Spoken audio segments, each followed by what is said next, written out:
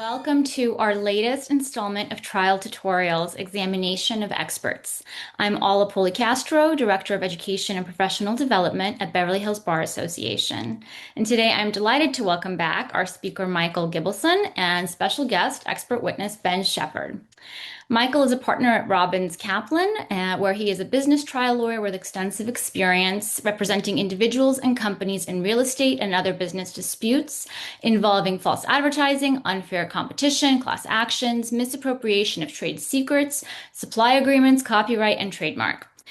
He's a past chair of the California State Bar's litigation section and a fellow of the American College of Real Estate Lawyers. He has secured significant trial victories across a wide range of industries. He frequently writes and speaks on litigation skills and strategies with a focus on making trials more effective and understandable for juries. Ben Shepard is a director with Berkeley Research Group in Los Angeles. He is a CPA and a certified valuations analyst and has over 35 years of professional experience and over 30 years of entertainment industry experience. Ben serves as an economic damages and forensic accounting expert witness, having testified more than 90 times. Ben also has long-time leadership positions with both the ABA Forum on Entertainment and Sports, as well as the annual Cal CPA Entertainment Industry Conference. I can't wait to hear what they have to share with us today, so I'm going to turn it over to Michael and Ben. Good afternoon, everyone, and thanks for joining Ben and me for this presentation on an examination of expert witnesses, direct and cross. And as Alla said, I handle a wide range of cases. So this year it's been everything from a donut machine supply agreement to a real estate case related to a warehouse that had a lease that was terminated. And right now I'm in trial on an unlawful detainer case that relates to a retail facility, and just finished up a trial related to sexual abuse of a minor. So the range of things that we talk about in trial is obviously wide. And so our goal today is to talk about as many of the principles that apply to these concepts as possible in both direct and cross-examination. But Ben and I have come at it, we thought would be best from the damages perspective, which affects many cases, obviously. And so Ben, why don't you just talk about the range of cases that you work on that might give people a background to yourself? No, thanks, Michael. Hi, everyone. It's great to be here. Thanks for joining us. In addition to a lot of entertainment work, so like, for instance, I've worked on the last couple of projects, a combined entertainment and restaurant facility near Yucca Valley, and then also on a recent case involving an investor in major studio motion pictures. I've also done projects in other types of industries. One of the most recent ones I did was worked on economic damages, or at least in the rebuttal sense, for a gas station in Boron along the US Highway 58 that was not developed into a truck stop. And so the owners had sued the bank that was part of the transaction. So that was a very interesting piece and got me a lot of information about truck stops, independent and the big ones. So where we thought we'd start today is in talking about the takeaways for the entirety of our presentation, so that you can then leaf in the rest of the discussion to those. And by starting at the end, we start with making a positive first impression and last impression. Hopefully we've made a positive first impression so far, Ben. But also to leave people with the takeaways. These will be in the material, so feel free to not take notes. And when we talk about the making a positive first impression and last impression, this really is about thinking about the first question that you start with to introduce the expert, and the last question and answer that you leave people with on both direct and cross, so that you have those set in your mind, that they're not going to go sideways because of either a lack of preparation or a lack of a deposition answer that you can use. The second is in direct examination, developing reliability, not just admissibility. And what we mean by that is about using the rules of evidence, federal rules of evidence, the evidence code in state courts, in order to think about what the legislature has determined is sufficiently reliable and the courts have determined is sufficiently reliable to be considered as evidence, because it isn't just that threshold, it's also some justification in logic about why that evidence should be listened to and relied upon. Ben, why don't you take this one about the importance of focusing on what's important rather than everything? Yeah, simply put, you've done so much work as an expert and as counsel, and you will not have time to get to everything that you did and everything that you found. So you have to really focus on what you want to get across to the jury. And the next, finding the most efficient path. My favorite quote on this is Einstein's: to make it as simple as possible and not any simpler, or but not simpler, I think is his exact words. And the idea is that it's not just about dumbing it down, but rather about making it important and essential points that need to be understood by the jury. And that's yours, Ben, here. Oh, yeah. Um, so you really want to be clearly understood. So you need to take your time, but certainly get to the point of what you're trying to say. I know that I tend to go a little fast in terms of my speech, so I have to remind myself, just make sure you get the points across that you really need to, and then move on. Then the last of these is, of course, keeping the expert credible, but also keeping them in their lane, making sure that they don't veer outside of it just to try to make a point, or because you didn't have another witness or the right witness, or because the order at trial gets out of order. Ensuring that the direct examination that you get from the witness is staying in their lane, staying within their area of expertise, because if you get outside of it, it winds up becoming easier and easier to cross-examine the witness. So next is on cross-examination. The scaffold that we'll talk about today is about this issue of reliability. So even if it's admissible, is it reliable under the rules? So in other words, just because a judge says, yes, it's coming into evidence, is there enough of a basis for it to be believed as against the opposing testimony? Ben, take this one, please. Yes. So especially when you have an expert that works with a number of folks in preparing and coming up with the conclusions, it's important for the expert to review the work that was performed, how you got there. So the journey is just as important as the destination. Next is about the idea that there is direct and cross-examination at all, and likely opposing experts. And there usually are things that are common ground among both sides, and usually the plaintiff will have the burden of presenting them, explaining those things, and will take a bit longer on areas of expert testimony than the other. But there is a question to be decided. And for all of what we're going to talk about today, these are judgment calls that you're making. They're decisions that are to be made. And the decision to be made is whether you understand what the differences are between the opposing experts' analysis and how you highlight those or unhighlight them if the other side is going to, for a reason that you think is unimportant. So to figure out what those differences are and then make decisions about how to highlight them as appropriate. Well, Michael, do you mind if I step in for a second? Please. So it's important to understand the sensitivity of the various assumptions and data that you've used, as well as the opposing experts, to understand if you're challenged about using a different assumption or different data, you have a good idea in terms of whether or not it's going to mean a little or a lot. And having that information up front is certainly going to help you be able to effectively, respectfully push back on the use of that different data or different assumptions. So then we get to reviewing and using the deposition. Ben, you have a story about this one that you thought to share.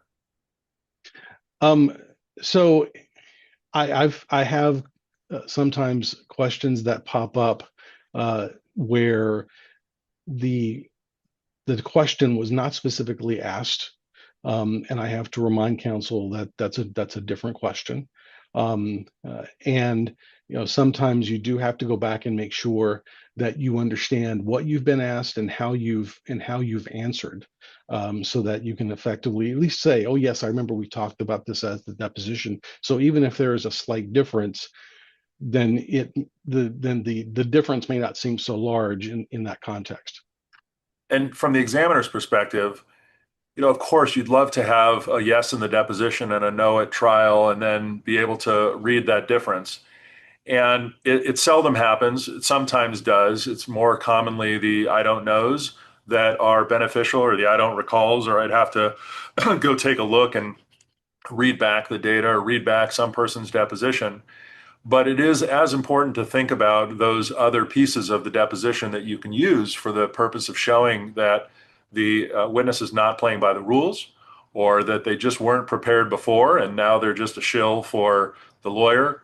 And so think about the deposition beyond just the question of whether the answer is different, but also about the process and whether the expert has engaged in the process in an appropriate way in order to follow the rules, because people like rule followers, obviously.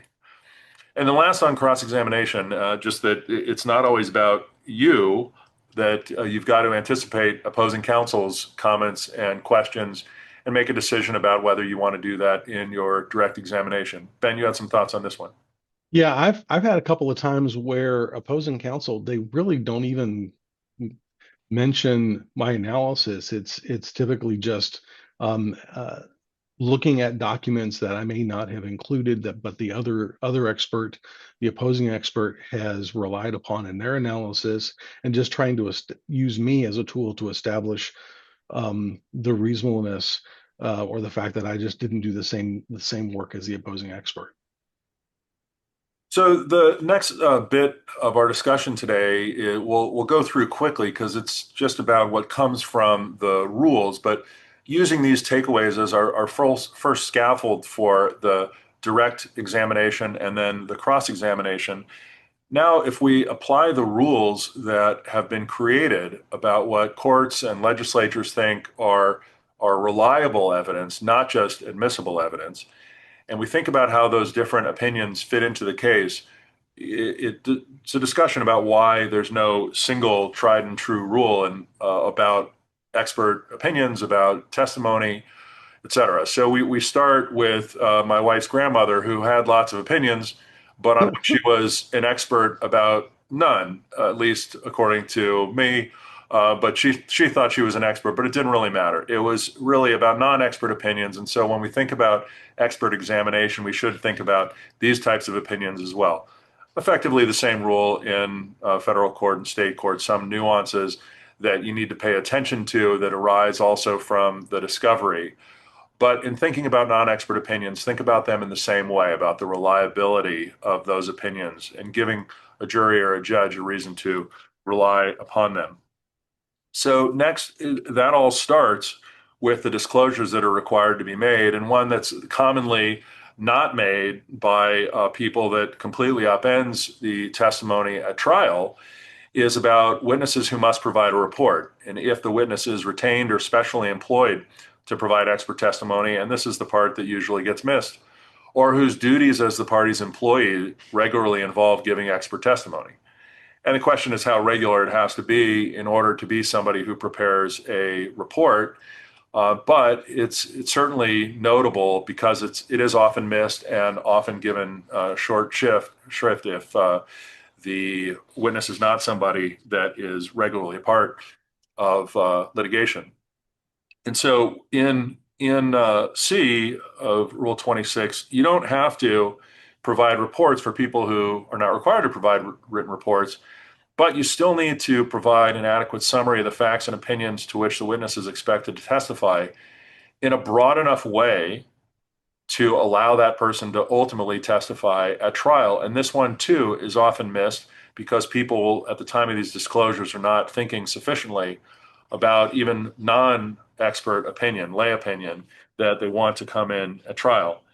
And the rules apply similarly in the Code of Civil Procedure under 2034-260 about the people whose opinions are going to be offered, and then also about parties or employees of parties for whom declarations must be provided. Again, going quickly through these, but the lawyer's declaration that is required to be provided is somewhat substantial, and even under state law does provide for the substance of the testimony to be disclosed. And so if I'm the potentially cross-examining witness with the direct going on the stand, I'm absolutely thinking about what the scope of the direct testimony is that's coming in when I'm talking or when I'm listening to the direct testimony to see if that testimony has been disclosed in the expert disclosures. And just to stay on disclosures from one moment here, you'll see this lots of times when people have not thought all the way through their case. They'll talk about or describe the substance of the testimony from the perspective of this or from the perspective of that. In the case of this disclosure that was made in a title insurance case that I handled. And so the only difference was the perspective of these people and not the actual opinions that were to be offered. And so it's something to talk about with the court about whether it's cumulative testimony or not. But this also then drives, when you're thinking about your direct examination, which of the witnesses you want to put on the stand. If you wind up only getting one of those witnesses in because it's the exact same opinion that's to be offered, the judge may not allow multiple perspectives on that issue to come in at trial.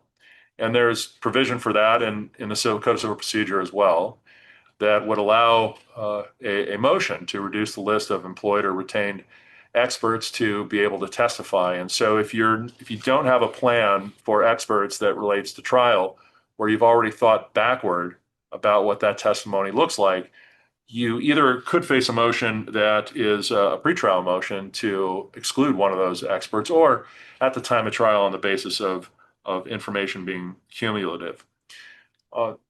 Next is about the times when you can offer statements in learned treatises, periodicals, or pamphlets, first under the federal rules. And we just call these reliable sources.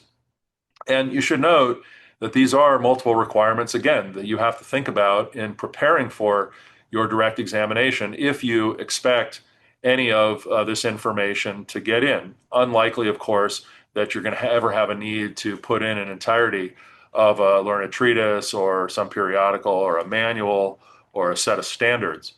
But nevertheless, it is something that you have to think about both on direct and on cross in particular, if you're planning on cross-examining a witness about this, to know the rules of their admission. And this usually gets set up in the deposition, again, preparation before the deposition that leads to the trial examination. And Ben, do you often get called into cases where there are standards or periodicals that are the subject of cross-examination for you? Yes, sometimes when I'll have cases that relate to valuation theory, and I'm using valuation databases that are commonly used. Also, in cases where I have to go back to professional standards, let's say for a CPA. So, absolutely.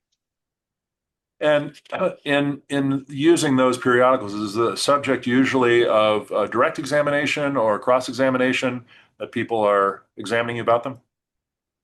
Um, Typically, it would be cross-examination. It wouldn't necessarily be direct. And so in cross, these are often put to you as the basis for questions about how you did your work and whether you did it in the same way as you do in the rest of life as a CPA. Yes, the questions be, or let's say the valuation work, well, how often is this used? This is something that's used by most every CPA or CVA or valuation analyst, and how publicly available is it? With looking at accounting standards, trying to establish, well, how are these standards applicable, and are these the right standards to use? And the standards, of course, relate to all kinds of things like standard of care for you name it kind of issue, as well as the way that people do their jobs, or like in the situation of appraisal, the approved appraisal practices that are a part of the statute as well. Uh, Correct. the California equivalent under 721, I'd strongly encourage you to look at. This is actually, I should have said, Honorable Lawrence Riff, who's a judge here, in his article, The Evidence Slayer, talks about the kinds of evidence that you can use and should use and why it's valuable for further reading here. But if we move on, the standards under California law are similar, but have different elements. And I would just encourage you to pay attention carefully to these elements and write them right in your outline or your examination and get them in your deposition ahead of time so that you can walk through them easily. Because going back to what we talked about on the scaffold before, of getting to the point, it can be a complete sideshow if you start talking about what's in or outside of some journal or some treatise, if it's not really to the point and if you can't crisply get it into evidence.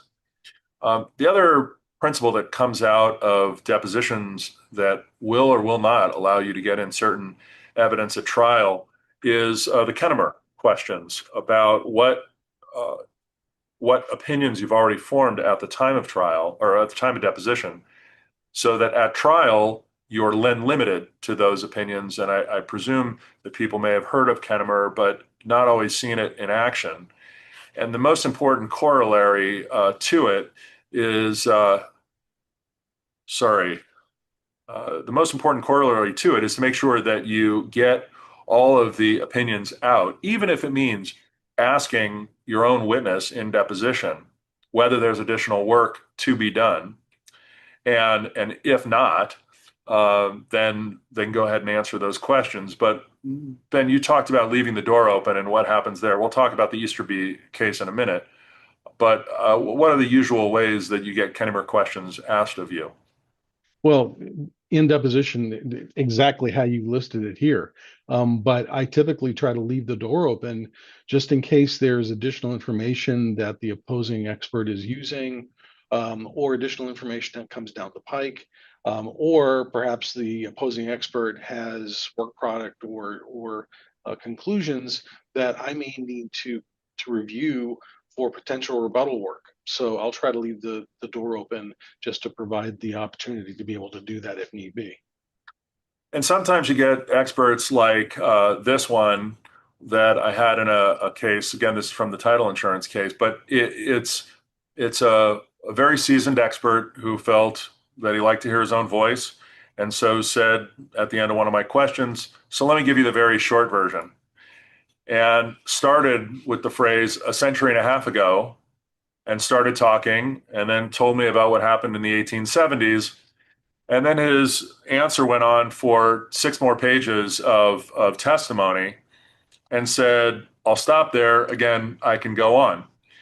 And so the point again for cross-examination or direct examination, you should be aware of it, but cross-examination in particular at trial, this deposition, if left like this, is useless for trial, other than demonstrating that the witness was playing games and was not following the rules. And again, juries don't like people that don't follow the rules in front of them in particular.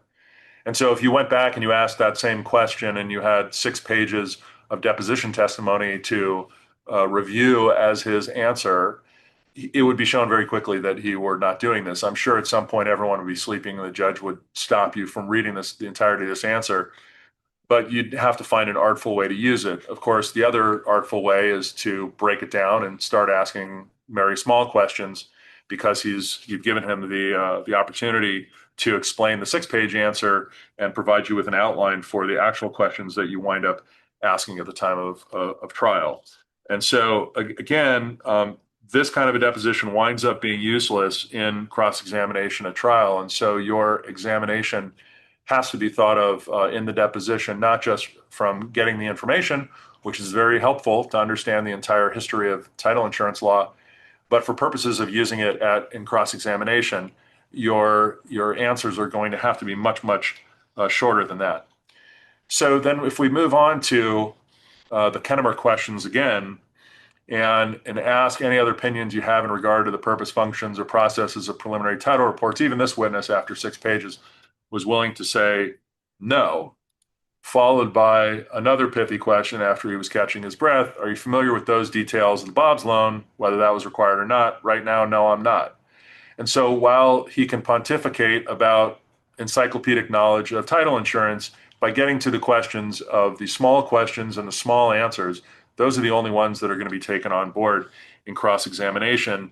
That was very easily. And the point here being, make a point, have a point to be made with your cross-examination questions, and then get those in the deposition to use.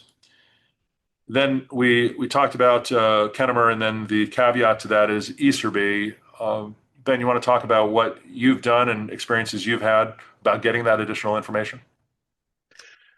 Yes, there are times when let's say you're working on a damage opinion for a film that had been released but is still going through different phases of its exploitation journey, and you get additional ultimates and additional participation statements, so you're able to fill in more of the knowns and take out some of the things that are lesser known, but you still try to estimate. And then offering up a second deposition based upon whatever the new opinion and new information are is just essential if you're going to try to avoid a statement of prejudice. And Yeah, and that's been done. Yes, absolutely. so now we turn back to the rules quickly, just to remind you that it's an and at the end of Part C here, that you have to show that you have scientific, technical, or other specialized knowledge, there are sufficient facts and data for the report, that the opinions are the product of reliable principles and method, and that you've reliably applied those principles and information.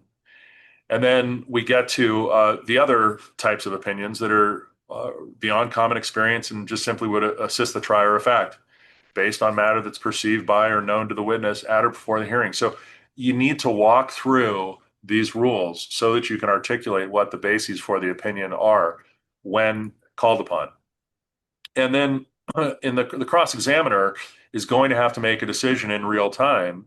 If you've not brought a motion beforehand, sometimes it'll be precluded at trial. But whether to voir dire or not voir dire, meaning ask questions of the witness to test the foundation of those opinions in the middle of trial. And it is a disruption, and you'll look silly for doing it. But if you know that you've got something on the person, I wouldn't hesitate. And all of these are, of course, wrapped up in the Daubert decision that is oftentimes Daubert motions are required to be brought well in advance of trial to prevent that interruption in trial. And if you haven't read it or don't know it, then you should read the Sargon Enterprises case that relates to the court's gatekeeping function, which is our version here in California of the Daubert test that articulates those principles about gatekeeping. There's many cases that have come after it, but most importantly, the goal is to exclude speculative or irrelevant expert opinion. And where to draw the lines is a very difficult one in some cases, particularly where there are contract interpretation issues involved. And so if you think about it in terms of the principles underlying the reliability for this rule, and it asks the reasons for the expert opinions are part of the matter on which they are based, just as is the type of matter. In other words, the opinion itself should be the subject of gatekeeping, but so should the reasons for the opinions. And the best place to do this is in the deposition of opposing experts so that you can then quote that if there's appropriate ways to, again, find common ground among the experts, just so that you can point out what those differences are. And in approaching direct and cross-examination, this is the two by two data set that I use in order to figure out how to characterize a particular expert. Of course, on the bottom row, if the person's just not qualified at all, they're not going to testify. But in this matrix, if you start with the person who's qualified and the hired gun, Ben, why don't you talk about the difference between the people that you've seen opposing you who are just hired guns and those who are not, but who are qualified? Um, I'll try not to cast aspersions. I have seen a couple of examples where you have, let's say, someone's coming in and their damage analysis is effectively just throwing everything against the wall. They're not necessarily they don't know the details behind the case, but let's say they've done this sort of comparative analysis for other projects, and they think they can just apply the same types of analysis without looking at the details. And fortunately, I've been able to really successfully rebut those types of experts. And everybody understands that experts are getting paid for their work. But again, if they're stepping outside of their lane or just throwing up against the wall to see what sticks, as Ben suggested, then it's your job as the cross-examiner to make that immediately apparent. And in doing so, consider the psychology of why it is that people choose sides or believe one person or another. If it looks like they are the hired gun and that's what you're attempting to ferret out through the examination, then that's the road you go down. If they have an impressive resume, it may be great. But if it's not a resume that applies and they don't have experience in this particular discipline, even if it's to the broader discipline, then they may be qualified generally to offer opinions about lots of things. They may have testified about lots of other things. And so I'd consider what the subject of cross-examination is that you'd have might be all of those other cases and all the other times when they have uh, issued opinions about something else. And this is somebody that just turns out somebody hired at the last minute because of their resume and not because of their knowledge or approach. Uh, Next in the matrix is obviously if the person is not qualified at all, that's very easy, and that can be a focus for cross-examination because they just don't have what it takes in order to be an expert. It is difficult for juries to assess the qualifications of competing experts sometimes if it's based upon participation in obscure disciplines or obscure associations, and the different publications are very difficult to compare to one another. Then it's going to take a lot. But the unqualified witness is usually somewhat easier. Uh, we've seen more lawyers showing up as witnesses lately just because they've participated in a variety of practice areas over the course of their careers and have this as their retirement plan. And so if they've not actually engaged in the business, but instead have participated as consultants in one way or another, oftentimes that comes through. And that difference should be made apparent if you have an expert in the discipline. But again, this is about back to the scaffold of focusing on the differences between the experts in your direct examination to set that up for who's coming next. Witnesses that I like in particular are who we call newbies, including a party who's eminently qualified, but perhaps just hasn't testified before. And so those witnesses take substantially greater amounts of preparation, but nevertheless come off with a different sort of credibility. They, if they're a party or a party employee, have the bias that you're going to have to overcome, and it will require a greater examination on direct to explain why it is that they, in fact, have not only the qualifications, but also the independence, despite their employment relationship, in order to render the opinions. One way to think about that, particularly with employees, is whether they've been doing the job all along, and the opinions that they're offering now are the opinions that they formed during the course of their job before the litigation ever began. So this is not some Johnny-come-lately opinion, but rather just the conclusions that were reached as part of their regular duties. But the education about that issue is very important, and the preparation of the witness is very important in order to prepare that person for the theater of the courtroom. One thing about experts in particular, though, is that everybody hates a know-it-all. And if Einstein is the classic know-it-all, you dislike him because he talks in letters and formulas, and you dislike him because he was very, very good at the violin, which is a little bit more obscure than, say, guitar. And so you need to find who is the other Einstein in this expert, the beach-going, bike riding, smiling Einstein that is somebody that people like and want to have a beer with. He's relatable. And so a good place to start in thinking about your expert selection, which really is the first step in preparing the direct examination, is really about how the witness presents. And it may be that they're an academician, it may be that they're an engineer, but if that person's not going to be able to communicate, then the goal and the difficulty is figuring out how to get them to communicate in an appropriate way. Hey, And Michael, yes, sir. no, I just wanted to jump in real quick. So, I mean, something that I have to remind myself. So, like, for instance, I had a recent case where I was up against an equally qualified expert. And based upon what the jury decided, it was obvious that I had a much better job, and I did a much better job in terms of relating and explaining to the jury. And so for me, it's weird. I get often asked by random folks for information. Like, in the middle of an Aldi, someone asked me, "Hey, do you know where the peanut butter with the flaxseed is?" I mean, it's just the weird thing. My wife was with me, um, and so regardless of whether I knew where it was, but I just have to remind myself, be that approachable person. Let the jury want to hear from me.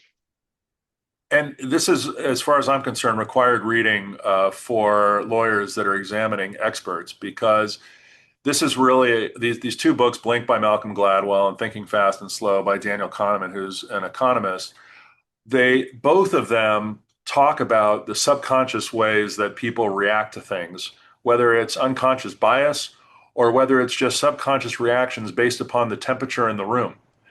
All of those things affect people's ability to take on information and to react to that information in real time, about the way that you get to answers and the way that you process information. And in that regard, you've got to think about who, not Einstein, who the people are that are going to be deciding your case. You don't have Einstein's. Um, but people often talk about juries as keep it simple, stupid. And I never think juries are stupid. And the examination of expert witnesses, I don't prepare for juries who are stupid. They're not. If juries and jurors were stupid, then we as the trial lawyers are the ones who are stupid for putting our cases to them and not settling them in advance, because it does add a level of uncertainty. And so all of these people, you've got to remember, are the folks that are the ones who are going to be deciding what are important cases. They're not ignorant. They've just not been involved in some discipline that is involved in this case necessarily. And so you have to teach them enough to understand what's going on. You have to give them enough information to make a decision and make a choice. And you have to give them the tools in order to do that credibly in a way that your client's going to understand what the outcome is. And so if the jury just doesn't understand in the case at the end, it's the lawyer's fault for not presenting the information in a way that was understandable. And so it's really a collaboration, I think, Ben, between the being likable and approachable as you are, but then giving chunks of information that you think are necessary. So how do we meet that challenge? Um, the Michael, if you don't mind, Please. you also have to try to figure out, well, the transactions that you're dealing with, how can you make those transactions relatable to the folks that are on the jury? Trying to explain, let's say, how profit participations work in an entertainment space, or ultimate projections work. I've had to explain that to a jury before, and you can do it. You just have to take some time to really think about how to keep it simple and how to focus in on something that they might have experience with. So the first place people are running today is AI. AI is not the answer, or at least it's not all of the answer. It can be a very good start.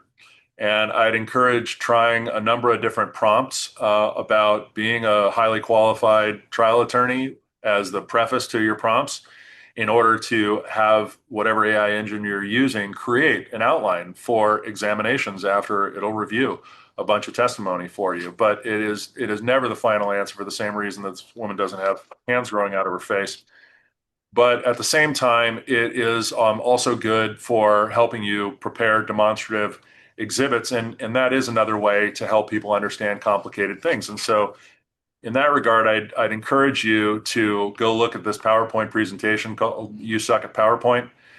And it's really an excellent way to think about what is good and bad PowerPoint, to help you think through what your next trial is and the way that in the examination you explain things.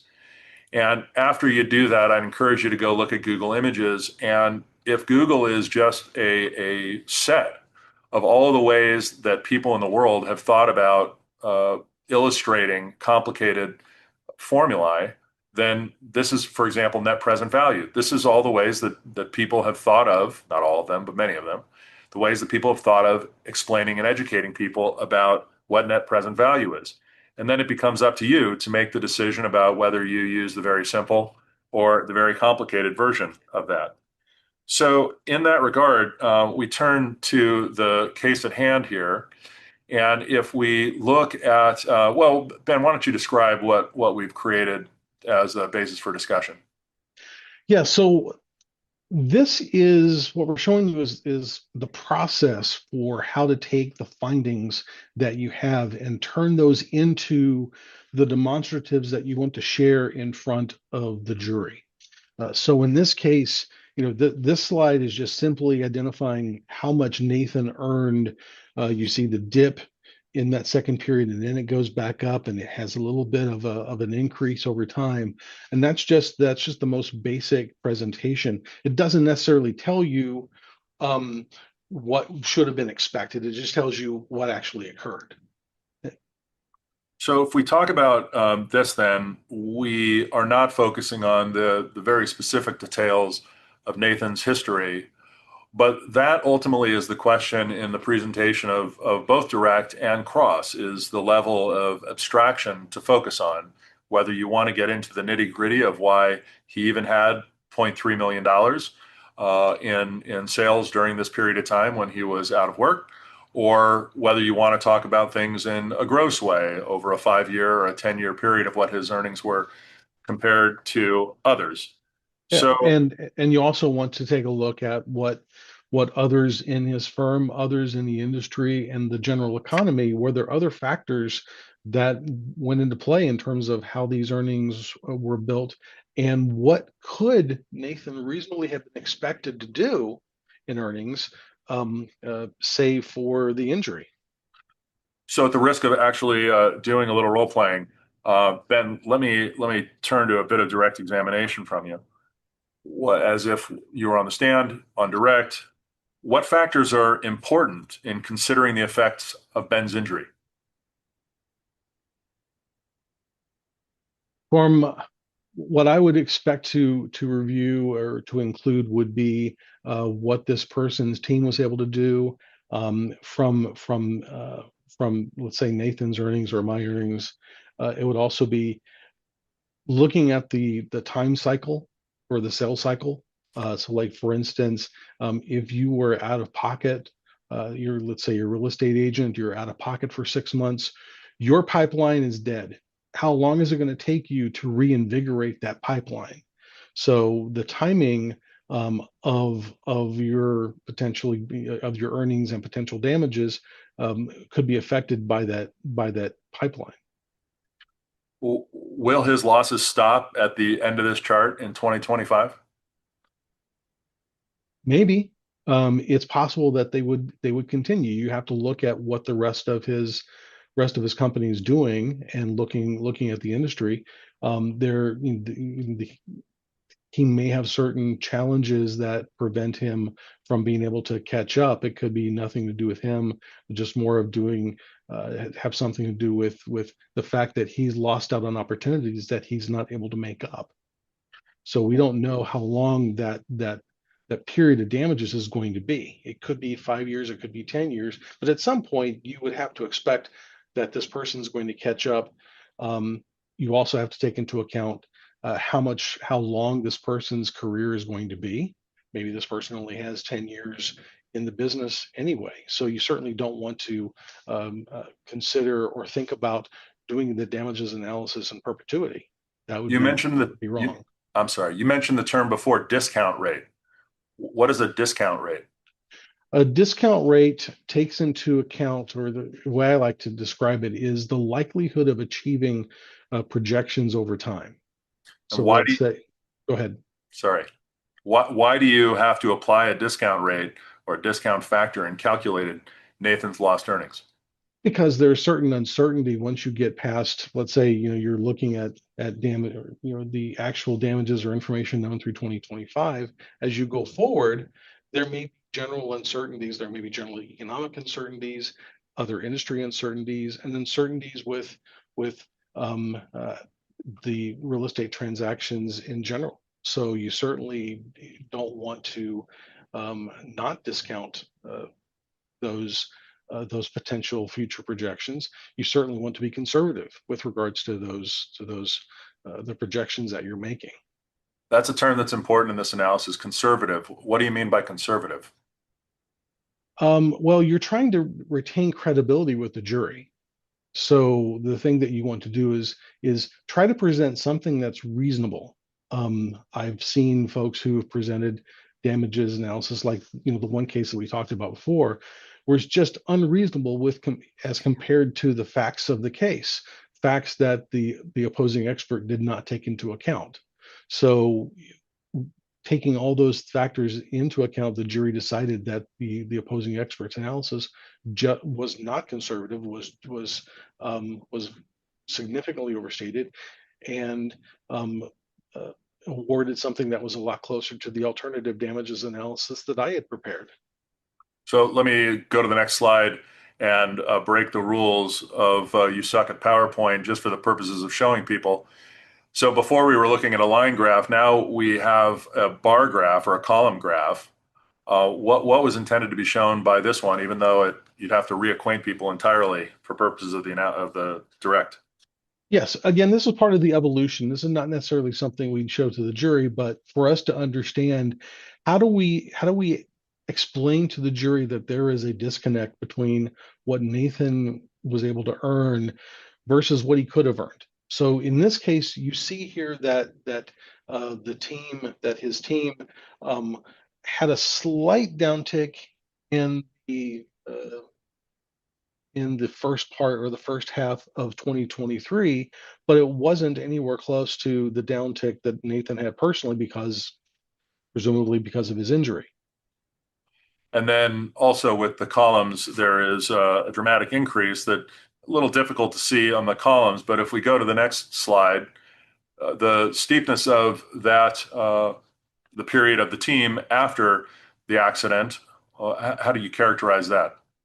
Well, you'd have to go back and get information from the other members of the team, from management of the team, as to what was happening for these other agents, and was there a reason? You need to understand why Nathan was not able to generate an increase in sales or increase in earnings consistent with the team, to the extent that that was not related to any other issue that could be identified and discounted from the analysis or taken out from the analysis. You could potentially include that as part of damages. And did you go get that information? Yes, we did. We looked at that. We identified that the leads that other folks were generating were more significant, and that it was the question of Nathan, even though he was exhibiting the same sort of effort, um, he was in a negative position from his from the growth that other agents were able to achieve, that he wasn't able to, because he had lost so much time in those 6 months. So he And had if I lost those opportunities. and if I could step out of character for a moment, I mean, putting a slide up like this makes a juror ask, "Well, you're taking me away from my job and my friends and family for days and days and days, and there's this little sliver over on the right here that's different." And so, if we look at this graph that's massive from zero to $35 million in sales, but if we get much closer and we look at things differently, especially if that's the only thing on the chart, but if we start getting more and more specific as we approach things and we focus on what the damage period is, it's perhaps easier to see what that delta is in, or the difference is in the numbers, just by changing the y-axis and the number on the y-axis. And then if we get farther along in that analysis to what the actual lost earnings are, you can see, and now back into character, and you prepared this graph, Mr. Shepard. What does this show? Well, this shows the difference between what would reasonably expected for Nathan. I wanted to point out that in the previous slide, we saw a significant increase in the team. The analysis, or the few slides before, yes, exactly. Thank you. And so, even though the slope, or the increase that we have in the but-for case is not the same as the increase for the team. So we took a conservative approach in terms of what the additional business Nathan would have expected in his business to grow. So we didn't. We used a lower number. So our analysis was also conservative in that respect.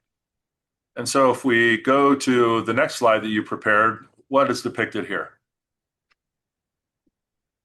What is depicted is the difference between what I believe is a reasonable expectation of what Nathan could have earned in sales with but for or not having the accident, and what actually occurred. And did you calculate the total of the lost sales?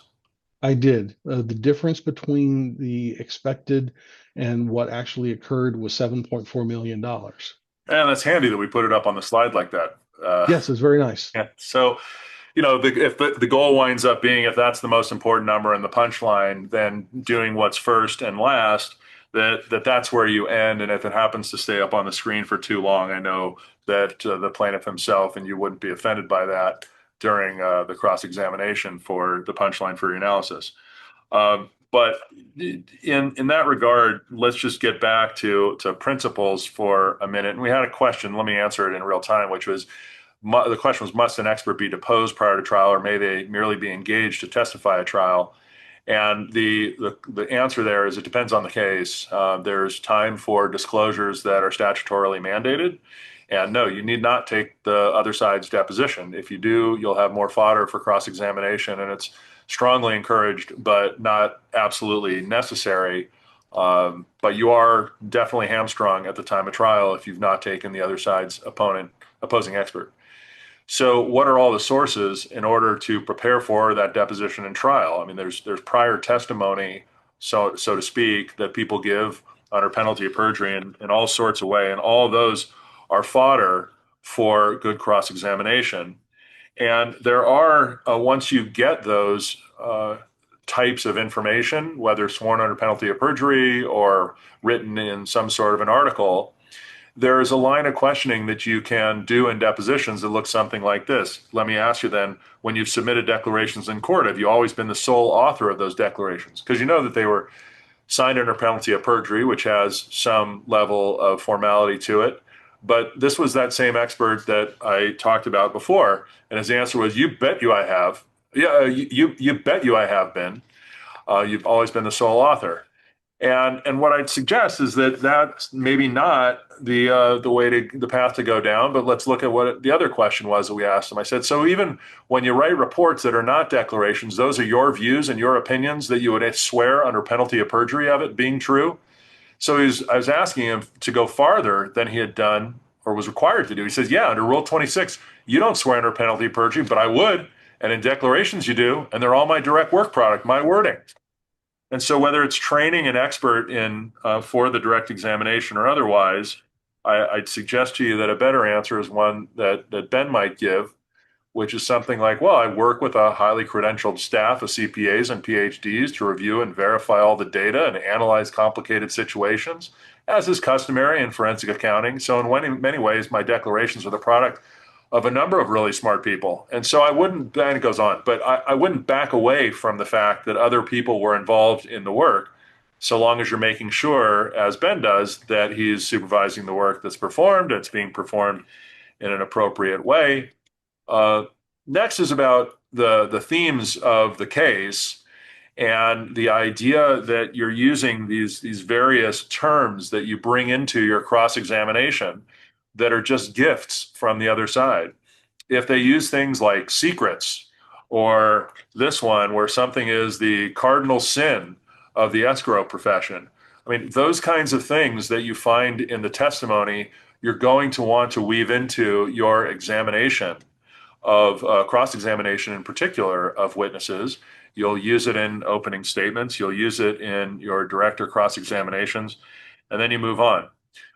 Ben, you've also had experience with Sanchez being brought up in cases that you've worked on. Could you describe what the Sanchez holding is that has been important?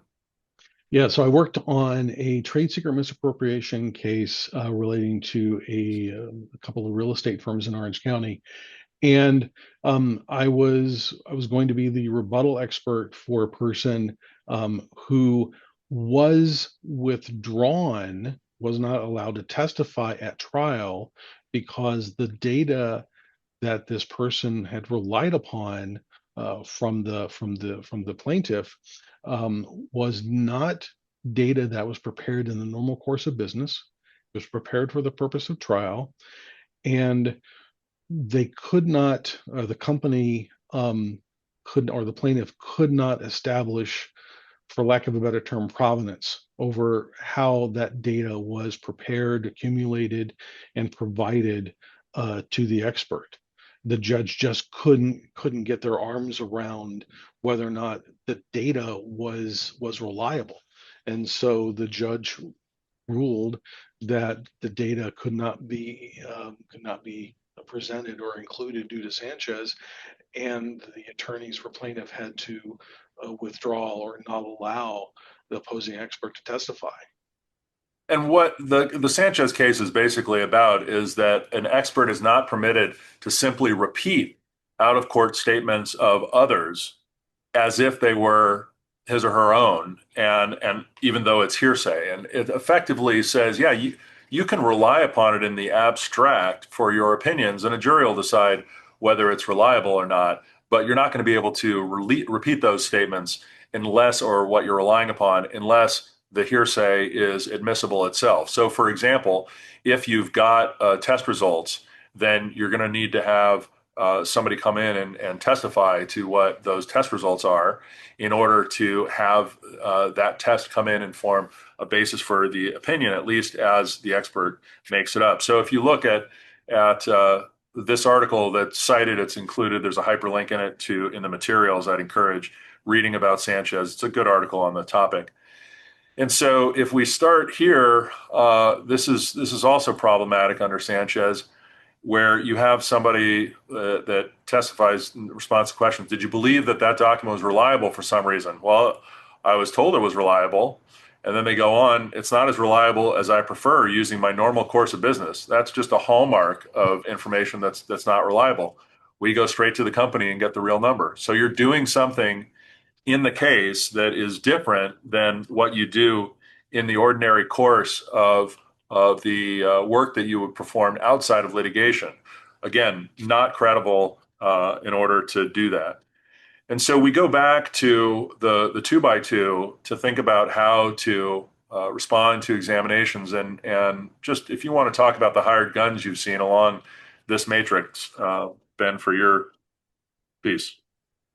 Oh yeah, so what we had discussed before, the person, the expert who had just thrown this analysis against the wall in this other trade secret misappropriation case, the jury determined that the work they did was not credible because they didn't really consider detailed information, the detailed facts relating to the plaintiff's normal operations. The analysis was just too esoteric and didn't really apply to the fact pattern. So I've seen that happen before, and I've also seen it where the opposing expert kind of talked over the heads of the jury, and the jury just didn't get it. And not that the jury wasn't smart, but the other expert just did not take the time to try to find relatable explanations for that, so that the jury could understand. And as far as style, there are as many different styles to examine the hired gun as there are bar numbers. So you've got to find your own way. But with hired guns, there's a lot more leeway that you have to examine people in a credible sort of way than going after some newbie party employee witness that just came out of the accounts payable department to come and provide testimony about the way that interest is calculated. And so I would think about, there are some people who just have one speed, and that's fine if they're going to go through practice in that way. But I would suggest that you think about in direct cross-examination who the witness is that you've got in front of you. And so the newbie, for example, where there's just incomplete, incorrect foundation or facts, the jury can feel sorry for them for having gone there or been put there by their employer. And yet, if they're not applying the right standards, or if they don't have all the facts, that's very easy to very politely invite them to leave the stand having said nothing of value, and at the same time come off the stand without an opinion that can be relied upon by the jury. And you haven't lost points in the process because of that. Let me stop the share as we've hit our time and just invite questions. If you'd like, you can submit them through the Q&A form, I believe. And Ben and I can hang out, but if people are departing, thank you all very much for your attendance. I appreciate it, as I know Ben does as well. And thank you, Ben, for participating today. Thank you. It was a pleasure. Alrighty, it looks like we do not have any current questions. Of course, if you feel like asking anything, you can go ahead and email Mike and Ben at their listed contacts. This concludes today's presentation. Thank you so much for your time, Michael and Ben, and thank you so much to our audience. Have a great afternoon, everybody. Thank you. Thank you.